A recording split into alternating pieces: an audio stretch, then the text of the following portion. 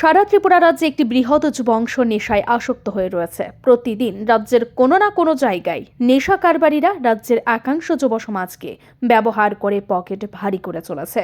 যদিও ত্রিপুরা রাজ্য পুলিশ কঠোর হাতে দমন করতে প্রতিদিন কাজ করে চলেছে।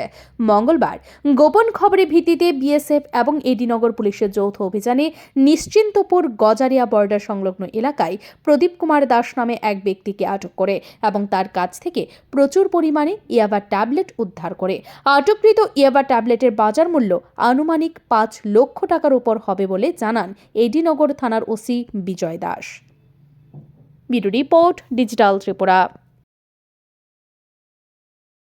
আজকে ইনপোর্ট অফ বিএসএফ নিশ্চিন্তপুর এবং এডিনগর থানার যৌথ উদ্যোগে একটা ইনফরমেশান আসে যে গজারিয়া ইন্দো বাংলা বর্ডারের কাছে কিছু ইয়াবা ট্যাবলেট দুজন লোক পারাপারের উদ্দেশ্যে যাচ্ছে। সেই মোতাবেক আমরা এডিনগর থানার পুলিশ এবং বিএসএফ এম্বুশপাতি এবং একজন লোককে আটক করতে সক্ষম হই।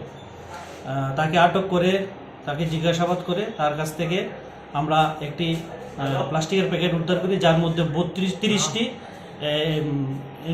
ইবা ট্যাবলেটের প্যাকেট আমরা উদ্ধার করি, যেগুলো আমরা কাউন্ট করে প্রায় 6000 ইবা ট্যাবলেট উদ্ধার করি। এবং যে ব্যক্তি এগুলো নিয়ে যাচ্ছিল পারাপারের জন্য বাংলাদেশে, আমরা তাকেও আটক করি এবং তার বিরুদ্ধে একটি NDPS আইন আমরা ধারা আমলে একটি কেস নিয়ে তদন্ত শুরু করব। বাজার মূল্য কত এগুলো?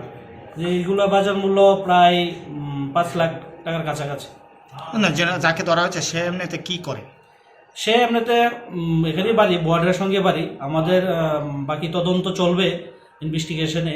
ওর সাথে আর কে কে যুক্ত আছে, ও কোন জায়গা থেকে মালগুলো মানে কিনে নিয়ে এসে কোথায় পারাপারা করবে এবং তাকে কে সাহায্য করবে, এই সবগুলো আমরা ইনভেস্টিগেশন করে আমরা পুরোপুরি বার করব। এবং তার সাথে যারা আরও যুক্ত আছে আমরা তাকেও অ্যারেস্ট করে এই কেসে আমরা ঢুকবো। কারণ